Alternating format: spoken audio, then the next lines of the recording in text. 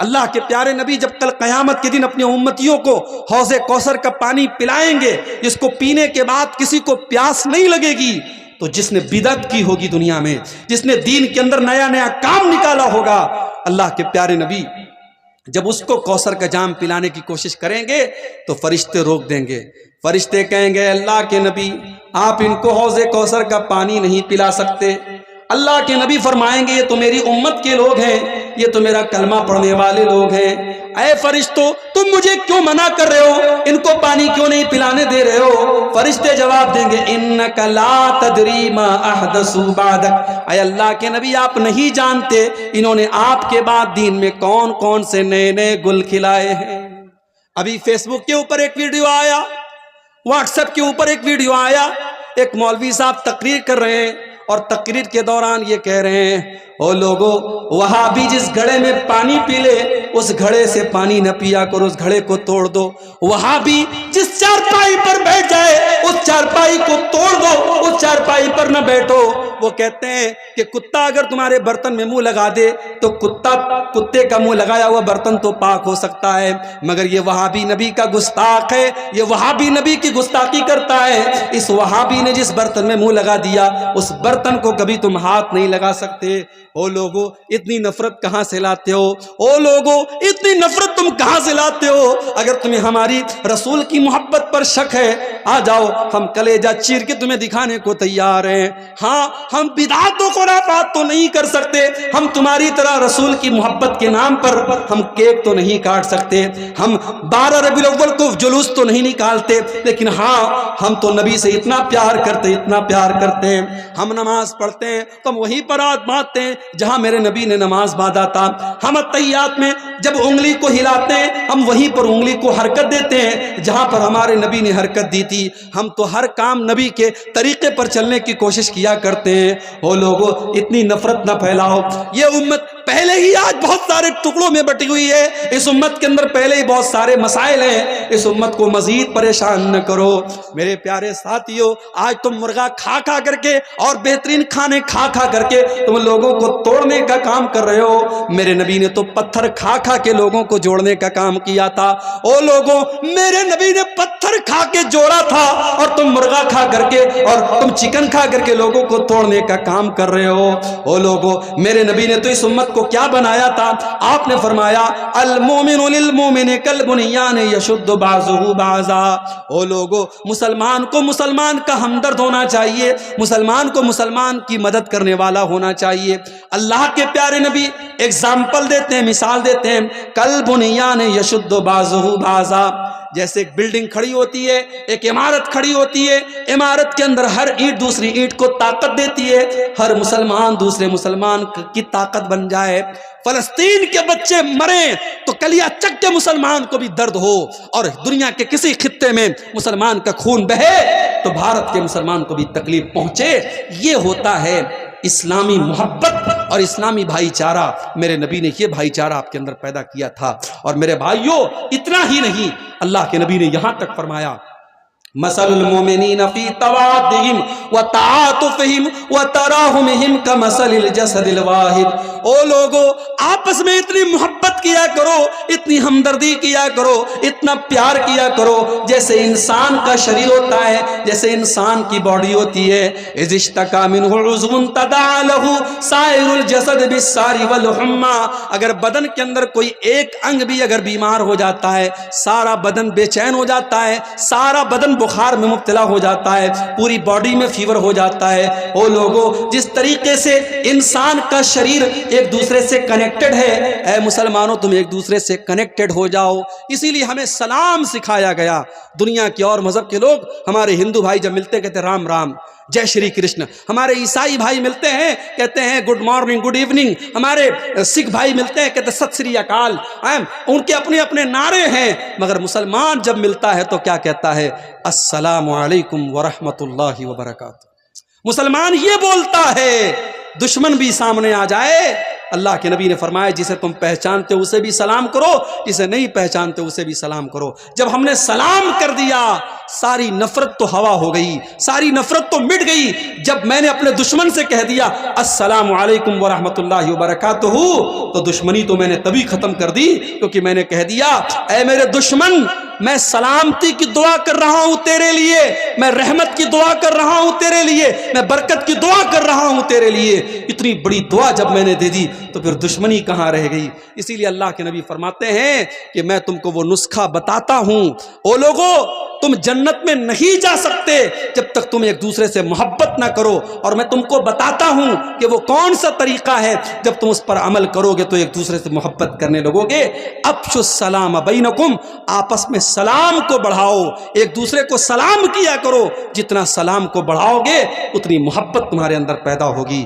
میرے بھائیوں، سماج کی اصلاح کرنا ہے، نفرت کو ختم کرنا پڑے گا، فرقہ پرستی کو ختم کرنا پڑے گا۔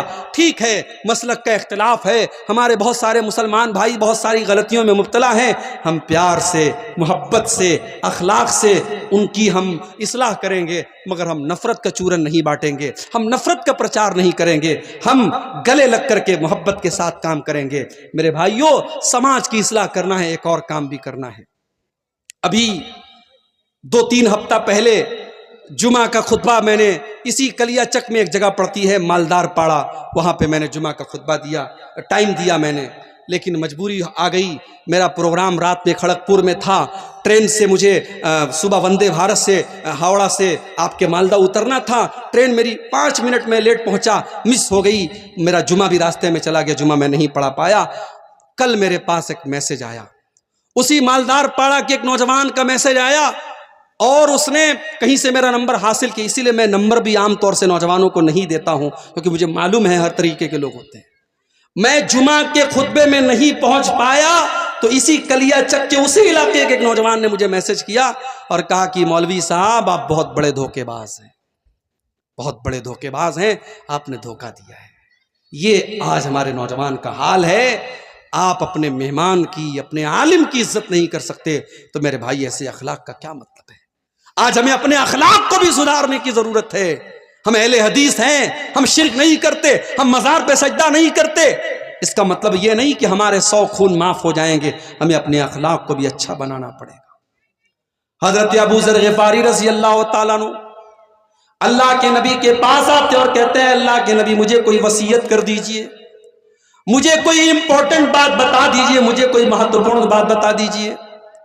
اللہ کے نبی 2 باتیں ان کو بتاتے ہیں، اور کلیا چک والوں، سلطان گنج والوں، یہ 2 باتیں اگر آپ نے نوٹ کر لی، میں سمجھتا ہوں کہ میری پوری تقریر کامیاب ہو جائے گی۔ یہ 2 باتیں اگر آپ نے سیکھ لی، اللہ کے نبی ابو ذر غفاری سے کہتے ہیں اے ابو ذر غفاری اتق اللہ حیث ما کنت، تم جہاں بھی رہو اللہ سے ڈرو، اپنے گھر میں ہو تب بھی اللہ سے ڈرو، مسجد میں ہو تب بھی اللہ سے ڈرو، جلسے میں گئے ہو تب بھی اللہ سے ڈرو، اور مارکیٹ میں ہو تب بھی اللہ سے ڈرو، اپنے کمرے میں بند ہو تب بھی اللہ سے ڈرو، اور پبلک کے سامنے ہو تب بھی اللہ سے ڈرو۔ اتق اللہ حیث ما کنت، اے ابو ذر غفاری تم جہاں پر بھی رہو اللہ سے ڈرتے رہنا۔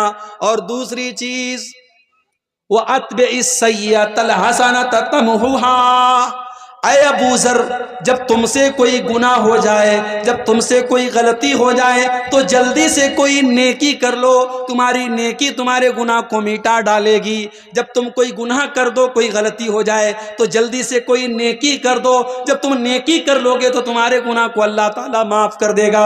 اور تیسری چیز وَخَالِقِ النَّاسَ بِخُلْقٍ حَسَنٍ، اے ابو ذر لوگوں سے اچھے اخلاق سے پیش آیا کرو، لوگوں کے ساتھ برا ویوہار نہ کیا کرو، لوگوں کے ساتھ بدتمیزی نہ کیا کرو۔ میرے نوجوان ساتھیوں، اپنے اخلاق کو بہتر بناؤ، اپنے اخلاق کو بہتر بناؤ، اپنی گفتگو کو، اپنے بیہیویئر کو اچھا بناؤ۔ حضرت لقمان اپنے بچے کو کیا نصیحت کرتے ہیں؟ وَلَا تُصَعِّرْ خَدَّكَ لِلنَّاسِ، اے میرے بچے تو گال پھلا کر کے لوگوں سے نہ ملا کر، اے میرے بچے تو گال پھلا کر کے لوگوں سے نہ ملا کر، وَلَا تَمْشِ فِي الْأَرْضِ مَرَحًا، اور تو زمین میں اکڑ کر کے نہ چلا کر۔ 4 پیسے کما لیے تو اکڑا نہ کرو. تمہارے پاس بڑے بڑے نیتاؤں سے تمہارا تعلق ہو گیا, تم ایم ایل اے صاحب کے ساتھ چلنے لگے, تم ایم پی صاحب کے ساتھ چلنے لگے, تم پریزیڈنٹ کے ساتھ چلنے لگے, تم پردھان منتری کے ساتھ چلنے لگے, تمہارے اندر اہنکار آ گیا, تمہارے اندر تکبر آ گیا. وَلَا تَمْشِ فِي الْأَرْضِ مَرَحًا, تم زمین میں اکڑ کر کے نہ چلا کرو. تکبر اللہ کو پسند نہیں ہے. ایک آدمی مارکیٹ میں جا رہا تھا, بہت سارا سامان اس نے لیا تھا. وہ ایک کلی کو تلاش کرنے لگا, کوئی کلی مل جائے, کوئی پورٹر مل جائے میرے سامان کو اٹھانے والا, تو مجھے کچھ مدد مل جائے. ایک آدمی کو دیکھا سمپل ڈریس میں ہے, سمجھا یہ کلی کا کام کرتا ہے, کہا بھائی میرا یہ سامان میرے گھر تک پہنچا دو. اس آدمی نے اس کا سارا سامان اپنے سر پہ اٹھایا, اس کے ساتھ جانے لگا. راستے میں جو لوگ دیکھتے تو جو آدمی سامان اٹھائے ہوئے تھا اس کو دیکھ کے کہتے السلام علیکہ یا ابا عبداللہ, السلام علیکہ یا ابا عبداللہ, اے ابو عبداللہ آپ پر سلام, اے ابو عبداللہ آپ پر سلام. اب یہ بیچارہ پریشان تھا, سب لوگ اس کو سلام کر رہی ہے کون آدمی؟ تو ایک آدمی سے پوچھا کہ بھائی یہ کون آدمی ہے جس کو میں نے اپنا سامان اٹھانے کا کام دیا ہے؟ کہا رہے تم کو پتا نہیں یہ کون ہے؟ یہ اللہ کے رسول کے صحابی سلمان فارسی ہیں, اور یہ اس شہر کے گورنر ہیں, یہ مدائن کے گورنر ہیں. کہا یا اللہ, مدائن کے گورنر سے میں کلی کا کام کروا رہا ہوں؟ کہا ارے حضرت معاف کیجئے میں نے پہچانا نہیں تھا, جلدی سے یہ سامان اتار دیجئے. کہا نہیں, اب جب تک یہ سامان تمہارے گھر میں نہیں پہنچا دوں گا میں اپنے سر سے یہ سامان نہیں اتاروں گا. ان کے گھر تک سلمان فارسی نے وہ سامان پہنچایا. یہ سلمان فارسی کا اخلاق تھا, یہ صحابی کا اخلاق تھا. میرے نوجوان ساتھیوں, ہمیں اور آپ کو اپنے اخلاق کا بھی جائزہ لینے کی ضرورت ہے. قیامت کے دن اللہ کے ہاں جب ہماری نیکیوں کو تولا جائے گا تو جیسے روزے کو تولا جائے گا, نماز کو تولا جائے گا, زکوٰۃ کو تولا جائے گا, صدقہ خیرات کو تولا جائے گا, ہمارے اخلاق کو بھی تولا جائے گا. اور اللہ کے نبی فرماتے ہیں ما من شیء یوضع فی المیزان اثقل من حسن الخلق, اللہ کے یہاں ترازو پر سب سے وزنی, سب سے وزندار اگر کوئی چیز ہوگی تو اخلاق ہوگا. میرے بھائیو, اپنے اخلاق کو بہتر بنا دو. آپ کی گفتگو, آپ کی بات چیت, آپ کی ٹاکنگز, آپ کی بھاشا, آپ کا وکتویہ وہ بتاتا ہے کہ آپ کا مینر کیا ہے, آپ کا اخلاق کیا ہے. اسی لیے حضرت لقمان اپنے بچے سے کہتے ہیں اے میرے بچے, اونچی آواز میں لوگوں سے بات نہ کیا کر. وَقْصِدْ فِي مَشِيكَ وَاغْضُضْ مِنْ صَوْتِكَ, جب تو چلا کر تو تیری چال بھی بہت تیز نہ ہو بلکہ بیچ کی چال ہو, اور جب تو بولا کر تو بہت چلا کر کے نہ بولا کر, درمیانی آواز میں بولا کر. إِنَّ أَنْكَرَ الْأَصْوَاتِ لَصَوْتُ الْحَمِيرِ, سب سے بری آواز گدھے کی آواز ہوتی ہے. جانتے ہو گدھے کی آواز سب سے بری کیوں ہوتی ہے؟ کیونکہ گدھے کی آواز میں کوئی ردم نہیں ہوتا ہے, کوئی لے نہیں ہوتی ہے, کوئی سر نہیں ہوتا ہے. گدھا بس چلاتا ہے. تو چلانے والوں کو اللہ کے نبی نے پسند نہیں کیا ہے. میرے بھائیو, اپنے اخلاق کو بہتر بناؤ. اور آگے بڑھیے. ایک بہت بڑی برائی ہم سماج میں یہ بھی دیکھ رہے ہیں, شادی بیاہ کے اندر بہت ساری غیر اسلامی چیزیں. اسی بنگال کے اندر ہم نے دیکھا ہلدی کی رسم ہو رہی ہے, اور ہلدی کی رسم جس دن ہو رہی ہے بہت بڑا فنکشن ہو رہا ہے. ساری لڑکیوں نے ہلدی کلر کے کپڑے پہنے ہوئے ہیں, سارے لڑکوں نے ہلدی کلر کے کپڑے پہنے ہوئے ہیں. پورا کھانا پینا ہو رہا ہے, اور کیا ہو رہا ہے صاحب, یہ ہلدی کی رسم ہو رہی ہے. مسلمان کی شادی ہے, مسلمان میں بھی اہل حدیث کی شادی ہے, سینے پر ہاتھ باندھنے والے کی شادی ہے, رفع یدین کرنے والے کی شادی ہے, لیکن ہلدی کی رسم اس کے گھر پہ ہو رہی ہے. منگنی کی سیریمنی اور منگنی کی رسم بھی اس کے گھر پہ ہو رہی ہے, اور سونے کی انگوٹھی دلہن کو بھی پہنائی جا رہی ہے, اور سونے کی انگوٹھی دلہے کو بھی پہنائی جا رہی ہے. او لوگو, یہ رسمیں کہاں سے آ گئیں؟ او لوگو, تم نے اپنے پورے نکاح کو, پورے شادی بیاہ کو آج غیر اسلامی بنا ڈالا, بالکل حرام بنا ڈالا. دیکھ لو, 400 باراتی آ کے کھا رہے ہیں. باراتیوں کے الگ نخرے ہیں. کہیں تو صاحب بارات اس بات پر لوٹ جاتی ہے کہ بریانی میں گوشت نہیں ملا, اس بات پر بارات لوٹ گئی. کہیں کہ ایسا بھی ہوا ہے. باراتی آئے ہیں, غریب لڑکی کا باپ بینک سے لون لے کر کے 400 باراتیوں کو کھانا کھلا رہا ہے. اور مجھے بتاؤ کون سے اسلام کی تعلیم ہے, کون سے نبی کی تعلیم ہے, کون سے دین کی تعلیم ہے؟ میرے بھائی, لڑکی کی شادی کرنے والا باپ اپنی لڑکی کی شادی کرنے کے لیے مجبور ہے بینک سے لون لینے پر. اسے جہیز کا انتظام کرنا ہے. پکے اہل حدیث علاقے کی بات کر رہا ہوں، وہاں پر بھی جہیز کا لین دین ہو رہا ہے. میرے نبی نے 4 بیٹیوں کی شادی کی، کس کو جہیز دیا میرے بھائی؟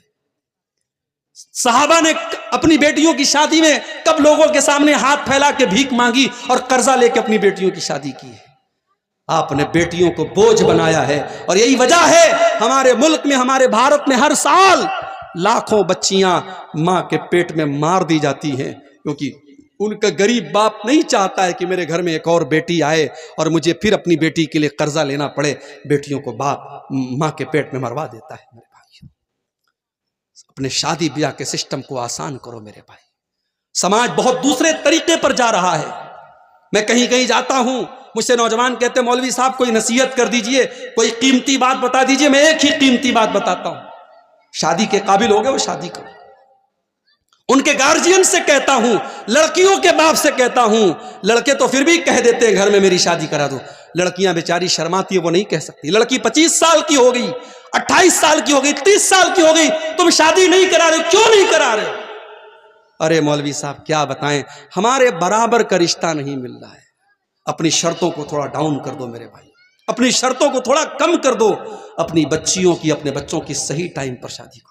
نہیں کراؤ گے، ہوٹلز کھلے ہیں، زنا کے اڈے کھلے ہیں. اور ابھی رپورٹ آئی ہے، ایک ہوٹل کمپنی ہے جو پورے بھارت میں جس کے ہوٹلوں میں زناکاری ہوتی ہے، اس ہوٹل کی کمپنی کا سروے آیا ہے، پورے بھارت میں اس ہوٹل کو سب سے زیادہ حیدرآباد شہر میں یوز کیا جاتا ہے، اور حیدرآباد میں بھی سب سے زیادہ مسلم علاقوں میں یوز ہو رہا ہے. آج آپ کی مسلمان لڑکیاں اس راستے پر جا رہی. کرناٹک کی حویری سے ابھی ایک نیوز آئی، 26 سال کی مسلمان لڑکی 40 سال کے غیر مسلم رکشہ ڈرائیور کے ساتھ ہوٹل کے کمرے میں پائی گئی، بدکاری کرتے ہوئے پائی گئی. یہ حالات آپ کی قوم کے ہیں میرے بھائی. ہمارے اتر پردیش کے بریلی شہر میں 8 سال تک مدرسے میں پڑھنے والی لڑکی آج غیر مسلم کے ساتھ اپنے گھر کو، اپنے باپ کو، اپنے پریوار کو چھوڑ کے جاتی ہے اور غیر مسلم کے ساتھ شادی کرتی ہے اور اس کے مذہب میں داخل ہو جاتی ہے، اسلام کو چھوڑ دیتی ہے. آپ نے کیا کیا میرے بھائی؟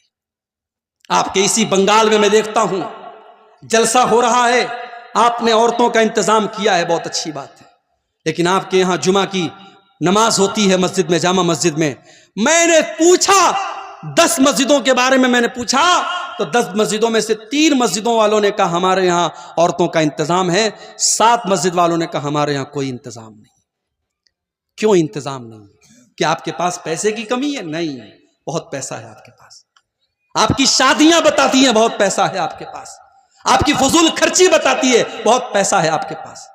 شادی بیاہ کے موقع پر آپ کے لاکھوں کے خرچ بتاتے بہت پیسے ہیں آپ کے پاس. اگر بچانا چاہتے ہو اپنی قوم کی بچیوں کو، اپنی مہیلاؤں کو، اپنی بیٹیوں کو، میری بات لکھ لو. ہر جمعہ جہاں آپ مسجد میں جمعہ کا انتظام کرتے ہیں وہاں لیڈیز کا ارینجمنٹ کمپلسری، مینڈیٹری ہونا چاہیے، ضروری ہونا چاہیے. آپ عورتوں کا انتظام کیجیے اور گھر کی تمام عورتوں کو جمعہ کی نماز میں لے کے جائیے. ساس بھی جائے، بہو بھی جائے، بیٹی بھی جائے، ماں بھی جائے.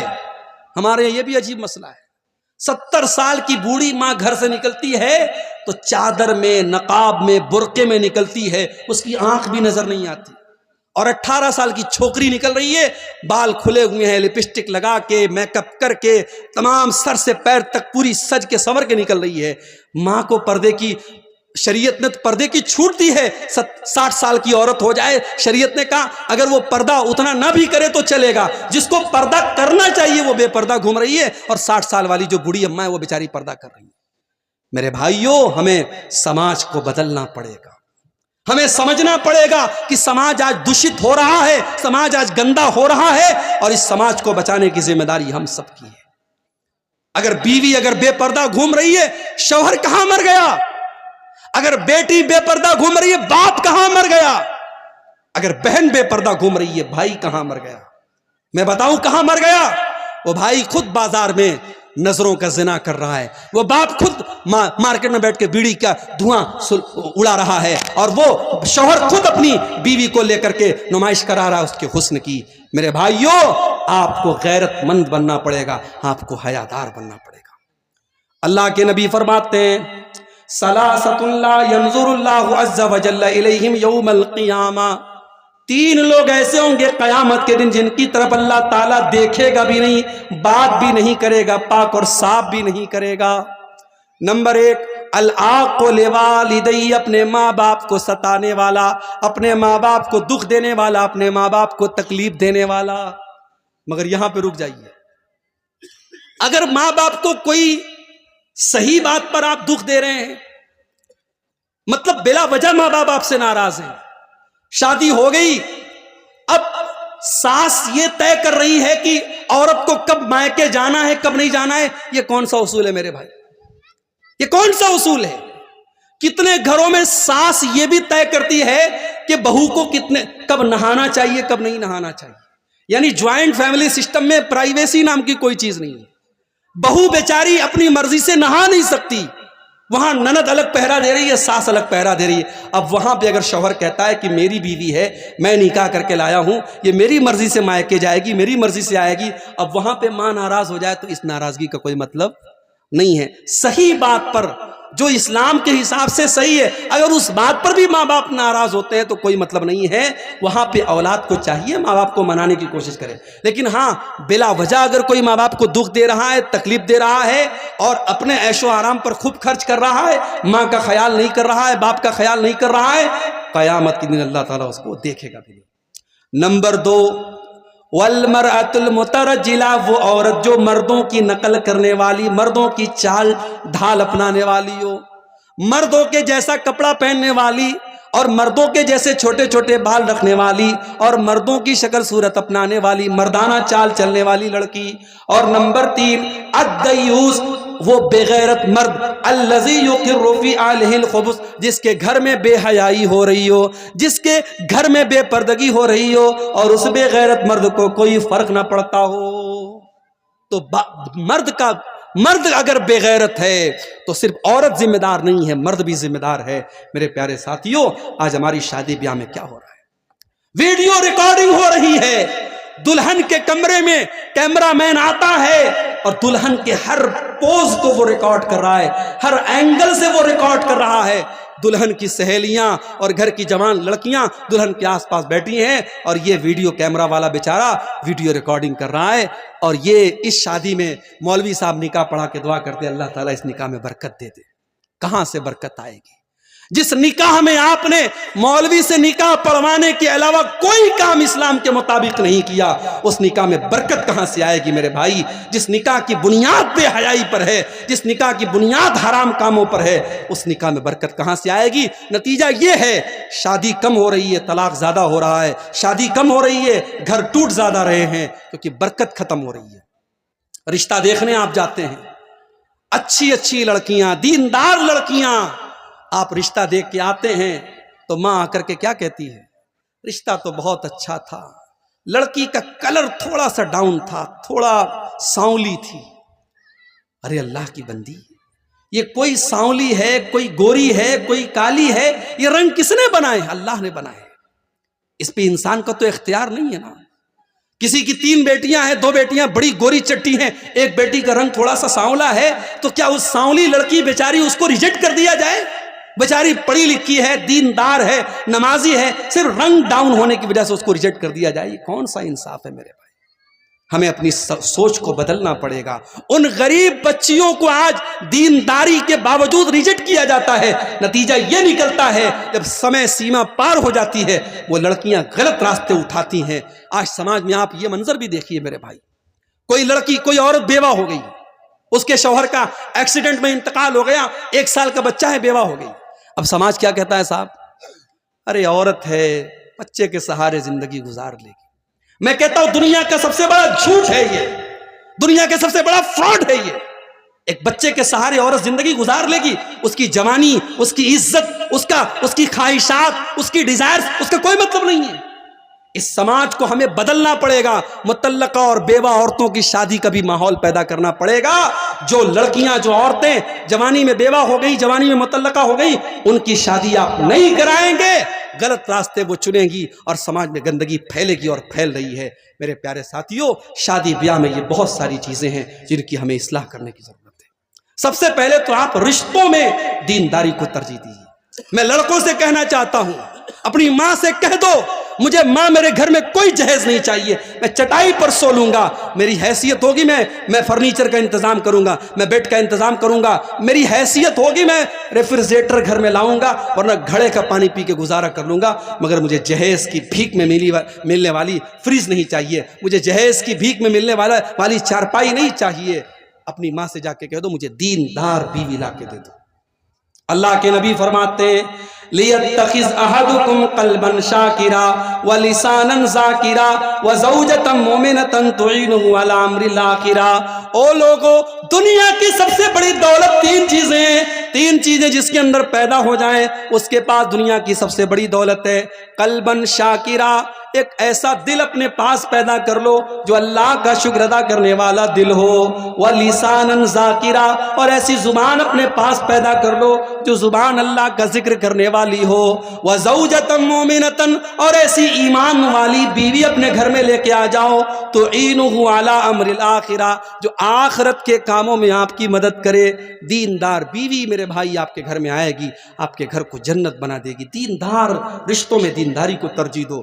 اسی لیے اللہ کے نبی فرماتے ہیں تُنْكَحُ الْمَرْأَةُ لِأَرْبَعٍ لِمَالِهَا وَلِحَسَبِهَا وَلِجَمَالِهَا وَلِدِينِهَا۔ جب لڑکی کی شادی ہوتی ہے، چار چیزیں لڑکی کے اندر دیکھی جاتی ہیں، مال دیکھا جاتا ہے، خوبصورتی دیکھی جاتی ہے، اس کا خاندان دیکھا جاتا ہے، اور اس کو دینداری دیکھی جاتی ہے۔ آپ نے فرمایا فَاظْفَرْ بِذَاتِ الدِّينِ، دیندار لڑکی کو ترجیح دو، کامیاب ہو جاؤ۔ آج حالات یہ ہے میرے بھائی، 8-8 9-9 سال کے بچے اور بچیاں، ان کے بھی انسٹاگرام پر فوٹوز، وہ بھی اپنے فوٹوز ڈال رہے ہیں، وہ بھی انسٹاگرام پر دوستیاں کر رہے ہیں، وہ بھی ٹیلی گرام اور واٹس ایپ پر تعلق قائم کر رہے ہیں۔ جو بچے ابھی ڈھنگ سے بالغ نہیں ہوئے، جو بچیاں ڈھنگ سے بالغ نہیں ہوئیں، ان کو بھی گرل فرینڈ اور بوائے فرینڈ کا کلچر ان کے سماج میں پھیلایا جا رہا ہے۔ اور حالات یہ ہے، ابھی دلی کی نیوز آج میں نے موبائل پر پڑھی، دلی میں 8 سال سے لیو ان ریلیشن شپ میں رہنے والا، لیو ان ریلیشن شپ کا مطلب بغیر شادی کے مرد اور عورت ساتھ میں رہ رہے ہیں، لیو ان ریلیشن شپ میں رہنے والا اپنی اسی عورت کی 14 سال کی لڑکی کے ساتھ ریپ کرتا ہے، اور پھر پولیس اس کو اریسٹ کرتی ہے۔ حالات یہ ہیں، باپ بیٹی کا رشتہ بھی تار تار ہو رہا ہے، بھائی بہن کا رشتہ بھی تار تار ہو رہا ہے۔ میرے بھائیوں، اب دھیرے دھیرے دنیا محسوس کر رہی ہے، دنیا محسوس کر رہی ہے، سماج کو اس گندگی سے بچانا ہے تو اسلام کے دامن میں آنا پڑے گا۔ اسلام نے ہمیں زنا کے دروازوں سے روکا ہے، زنا کے چور دروازوں سے اسلام نے روکا ہے۔ اسلام کہتا ہے لڑکا لڑکی بالغ ہو جائیں، 10 سال کا لڑکا ہو گیا، 10 سال کی لڑکی ہوگی، بستر الگ کر دو۔ 10 سال کا لڑکا لڑکی ہو گئے، بستر الگ کر دو۔ لڑکی کو مینسز آنے لگے، لڑکی بالغ ہو گئی، جوان ہو گئی، گھر سے نکلے تو پردے میں نکلے۔ جوان لڑکی کو کسی غیر محرم کے ساتھ تنہا مت رہنے دو، اکیلا مت رہنے دو۔ تمہاری خالہ کا لڑکا، تمہارے ماموں کا لڑکا، تمہارے کاکا کا لڑکا، تمہارے تایا کا لڑکا، یہ سب تمہارے لیے غیر محرم ہے۔ میری بہنوں، جس طریقے سے محلے کے اور گاؤں کے لڑکوں کو اپنے لیے غیر محرم سمجھتی ہو، اپنی خالہ کے، اپنے تایا کے، اپنے ماموں کے، اپنے چاچا کے لڑکوں کو بھی غیر محرم سمجھو۔ میری بہنوں، آپ کا دیور آپ کا بھائی نہیں ہے، آپ کے شوہر کا بھائی ہے۔ بھابھی اگر دیور کو ہنسی مذاق میں زیادہ چھوٹ دے گی، اگر بھابھی دیور سے زیادہ فرینک ہوگی اور دیور بھابھی کے بیچ کی سیمائیں ختم ہوں گی، تو وہاں پہ معاملات خراب ہوں گے، اور بہت سارے گھروں میں معاملات خراب ہو رہے ہیں۔ یہ فیس بک کا دور ہے، یہ فلموں کا دور ہے، یہ ویب سیریز کا دور ہے، یہ سماج میں گندگی کو پروسنے کا دور ہے۔ اس دور میں ہمیں اور زیادہ احتیاط کی ضرورت ہے۔ بچیاں جوان ہو جائیں تو باپ اپنی بچیوں سے بھی ایک احتیاط کرے۔ بچیوں کو چاہیے جب وہ جوان ہو جائیں، باپ بھی آئے تو اپنے دوپٹے اور اپنے کپڑے کا دھیان رکھیں۔ شیطان کب کس کے دماغ کو کہاں پھیر دے، کب کس کی نظریں خراب ہو جائیں، شیطان کب کس کے، ہمارے رگوں میں، ہمارے بدن میں خون کی طرح شیطان دوڑ رہا ہے، اور فتنوں کے اس دور میں کب کس رشتے میں ناپاکی آ جائے میرے بھائیوں، گارنٹی نہیں ہے۔ اس لیے بڑی احتیاط کی ضرورت ہے، اور محرم غیر محرم کا فرق اپنے جوان ہوتے بچوں کو بتانے کی ضرورت ہے۔ اور آگے بڑھیے، 1-2 چیزیں اور بیان کر کے بات ختم کر رہا ہوں۔ ہمارے سماج میں اگر اصلاح کرنی ہے سماج کی، ایک اور چیز ہم دیکھ رہے ہیں، ہمارے نوجوانوں کا بگاڑ، ہمارے نوجوانوں کے اندر پائی جانے والی مختلف برائیاں۔ ہمارا نوجوان آج نشے میں مبتلا ہے، ہمارا نوجوان آج راتوں میں 2-2 3-3 بجے تک ناجائز بات چیت میں لگا ہوا ہے. ہمارا نوجوان آج گنڈا گردی اور کرائم کے کاموں میں لگ رہا ہے. میرے نوجوان ساتھیوں، اس امت کا کیپٹل آپ ہیں، اس امت کا سرمایہ آپ ہیں، اس امت کی امید آپ ہیں. اگر آپ نے اپنی راتوں کو برباد کیا، اگر آپ نے اپنے جسم کو نشے سے برباد کیا، اگر آپ نے غلط اور گندی عادتوں کے ذریعے اپنی جوانی کو برباد کیا، کل آپ نہ ایک اچھے شوہر بن سکتے ہیں، نہ ایک اچھے باپ بن سکتے ہیں، نہ ایک اچھے بیٹے بن سکتے ہیں، نہ سماج کے ایک اچھے انسان بن سکتے ہیں. اس سماج کو آپ کچھ دینے کے لیے آئے ہیں. اللہ قرآن میں کہتا ہے کنتم خیر امت اخرجت للناس، اے مسلمانوں تم دنیا کی سب سے بہترین کمیونٹی ہو، تم دنیا کے سب سے بہترین سماج کے لوگ ہو. تمہیں دنیا کے لیے کچھ دینے کے لیے بنایا گیا ہے. تم سماج کو کچھ دینے کے لیے آئے ہو، تم مانوتا کا کلیان کرنے کے لیے آئے ہو، تم مانوتا کو نجات دینے کے لیے آئے ہو، تم مانوتا کو جہنم کی آگ سے بچانے کے لیے آئے ہو. میرے نوجوانوں، اپنی رسپانسبلٹی کو سمجھو، اپنے کرتویہ کو سمجھو، اپنی ذمہ داری کو سمجھو. جوانی کے ایک منٹ کا حساب اللہ تعالیٰ کل قیامت کے دن لے گا. میری نوجوان بہنوں آپ سے بھی کہتا ہوں، میرے نوجوان بھائیوں آپ سے بھی کہتا ہوں، اپنی جوانی کو غنیمت جانو. جوانی میں جتنا آپ سجدہ کر لیں گے، جتنی نماز پڑھ لیں گے، جتنا اللہ کو راضی کر لیں گے، کل 50-60 سال کے ہونے کے بعد آپ نہیں کر پائیں گے. بہت ساری حسرتیں لے کے دنیا سے جانا پڑے گا. میرے بھائیوں، میری ماں کے انتقال کو ابھی 3 سال ہو رہے ہیں. 2020 میں میری ماں کا انتقال ہوا. ماں کا سپنا تھا حج کرنے کا. لاک ڈاؤن کے پہلے ماں کے حج کا فارم بھرا. میں نے کئی بار ماں سے کہا کہ عمرہ کر لو، ماں عمرہ کرنے کے لیے تیار نہیں ہوئی. حج کا فارم بھرا گیا. جس سال حج کا فارم بھرا گیا اسی سال حج کینسل ہو گیا، لاک ڈاؤن لگ گیا. اور اگلے سال پھر بھی لاک ڈاؤن لگا رہا اور اگلے سال بھی حج کا فارم نہیں بھرا گیا اور اس کے اگلے سال ہی ماں کا انتقال ہو گیا. یہ سپنا، یہ حسرت، یہ خواہش لیے ہوئے میری ماں چلی گئی. یہ خواہش لیے ہوئے کتنے لوگ دنیا سے چلے جاتے ہیں. میرے نوجوان ساتھیوں، اگر آج آپ کے پاس پیسہ ہے، آپ عمرہ کر سکتے، آپ حج کر سکتے، ابھی کر لو. ابھی آپ کی شادی ہوئی ہے، میاں بیوی اولاد چاہتے ہیں، نیک اولاد چاہتے ہیں، جاؤ چند پیسے خرچ کرو، عمرہ کرو اور جا کر کے اللہ کی بارگاہ میں رو کر کے دعا مانگو، اللہ نیک اور صالح بیٹا عطا فرمائے گا. عمرہ کر لو، حج کی طاقت ہے حج کر لو، جوانی میں عبادت کر لو. واللہ میں نے روتے ہوئے دیکھا ہے 70 سال کے 60 سال کے بوڑھوں کو، جب وہ حج کرنے گئے وہ بیچارے ویل چیئر پہ دوسرے ان کو طواف کرا رہے ہیں. وہ بیچارے ہوٹل سے حرم میں جانے کی طاقت نہیں ہے، وہ کمرے میں بیٹھ کے نماز پڑھتے ہیں. وہ روتے ہیں کہ کاش ہم نے جوانی میں نماز پڑھی ہوتی، ہم نے جوانی میں حج کیا ہوتا، ہم نے جوانی میں اللہ کی عبادت کی ہوتی. اللہ کے پیارے نبی فرماتے ہیں اغتنم خمسا قبل خمس، 5 چیزوں کی قدر کرو 5 چیزوں کے آنے سے پہلے. شبابک قبل حرمک، اپنی جوانی کی قدر کرو بڑھاپے کے آنے سے پہلے. وصحتک قبل سقمک، اپنی تندرستی کی قدر کرو بیماری کے آنے سے پہلے. وغناک قبل فقرک، اپنی دولت کی قدر کرو اپنی غریبی کے آنے کے پہلے. وفراغک قبل شغلک، اپنے سمے کی قدر کرو اپنے ویست ہونے سے پہلے. اور 5ویں چیز وحیاتک قبل موتک، اپنی موت کے آنے سے پہلے اپنی زندگی کی قدر کرو. میرے نوجوانوں، اس امت کو بڑی امیدیں ہیں، اپنی نوجوانی کی حفاظت کرو. اسی طریقے سے سماج کی اصلاح کا ایک روپ یہ بھی ہے کہ وراثت میں جس کا جو حق ہے وہ دے دو. آپ کی بیٹیاں بھی آپ کی وراثت کی حقدار ہیں.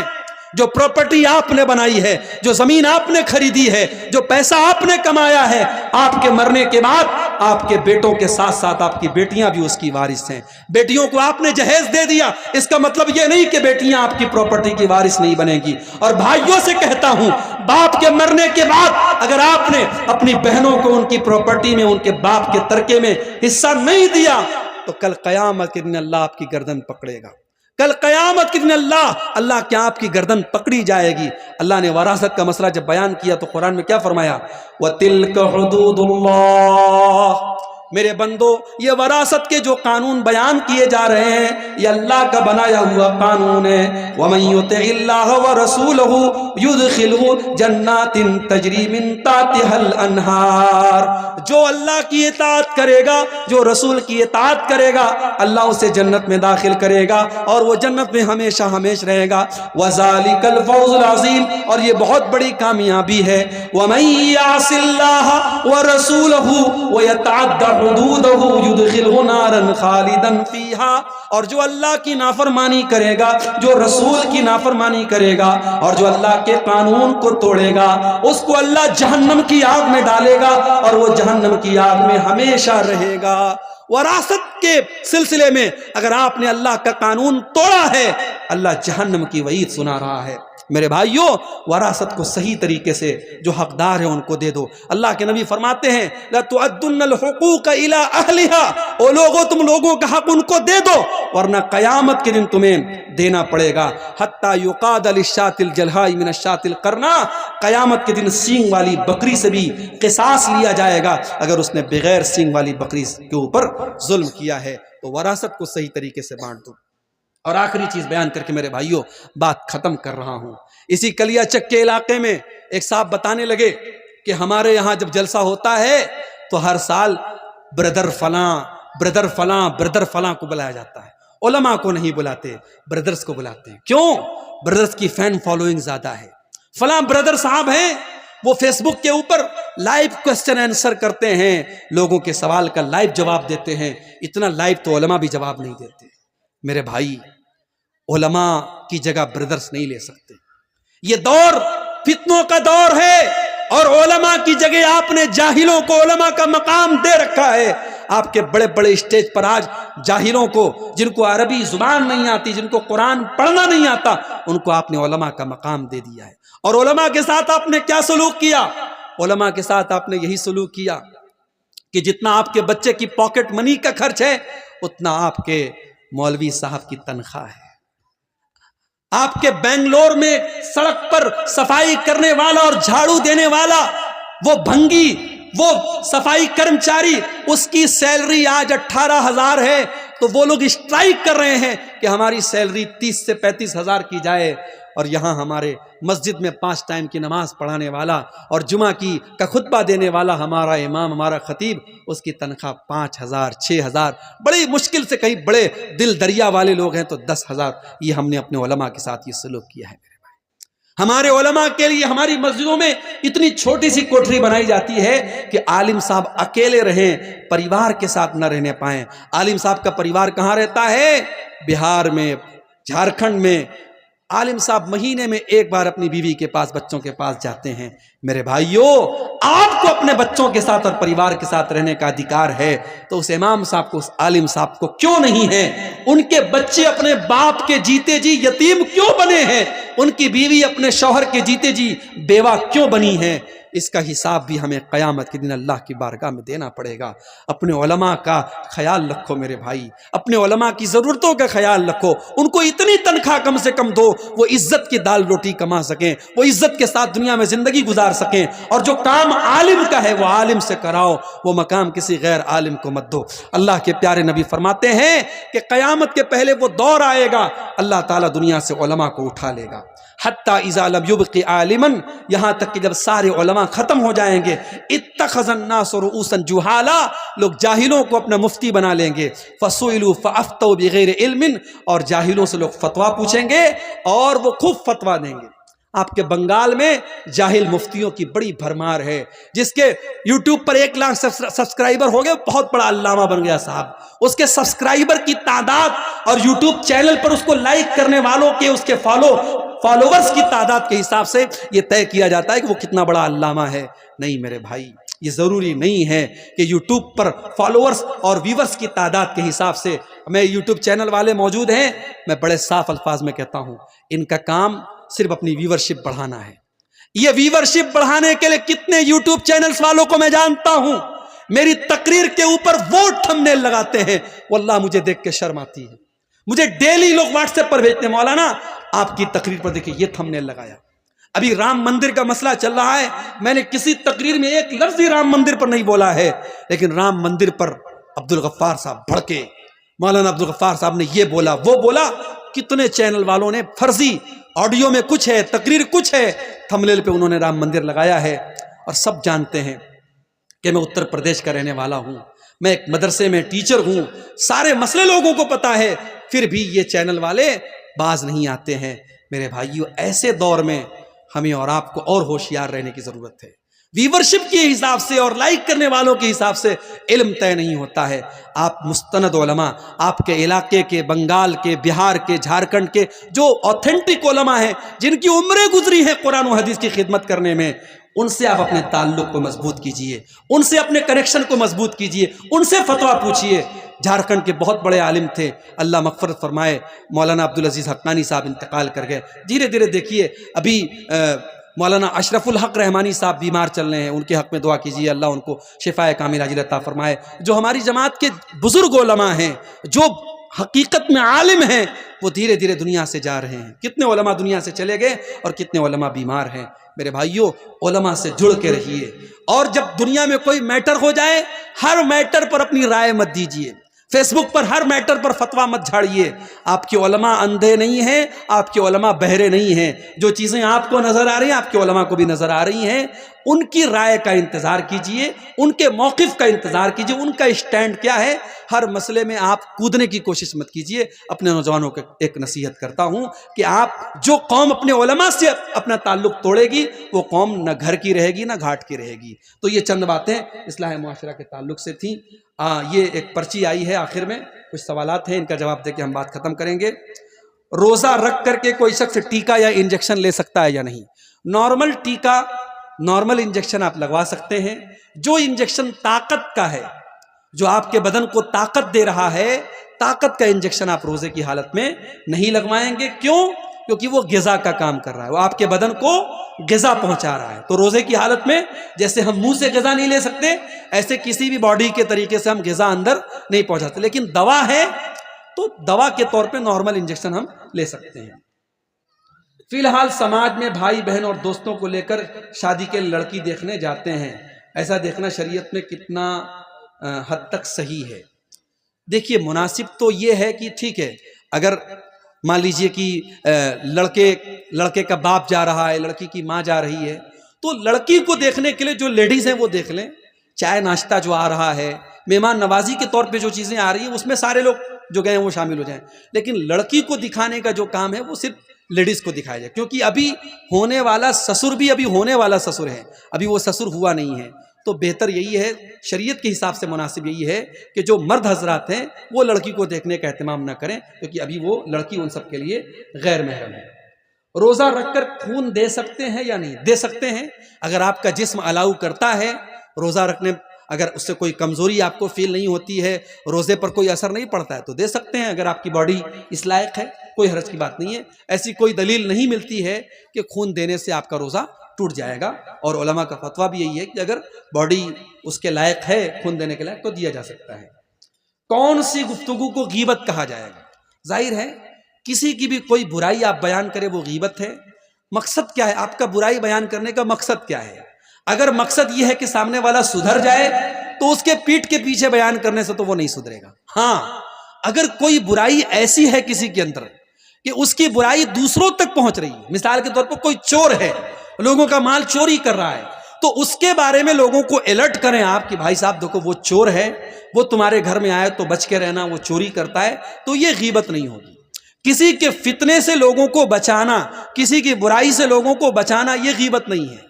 لیکن کسی کی پرسنل برائی ہے، مثال کے طور پر کوئی آدمی کے اندر کوئی ایسی چیز آپ نے دیکھی جو پرسنل ہے اور بری ہے، تو آپ لوگوں سے چرچا مت کیجیے، آپ اس سے پرسنل میں مل کر کے اس کی اصلاح کی کوشش کیجیے۔ اگر وہ اپنی اصلاح کر لیتا ہے اچھی بات ہے، نہیں کرتا ہے تو آپ ذمہ دار نہیں ہوں گے، لیکن اگر آپ دوسروں سے اس کے بارے میں بیان کریں گے تو اس کا گناہ آپ کے سر پر ہوگا، یہ غیبت ہوگی۔ اللہ سے دعا ہے رب العالمین ہم سب کو اپنی اصلاح کرنے کی توفیق عطا فرمائے۔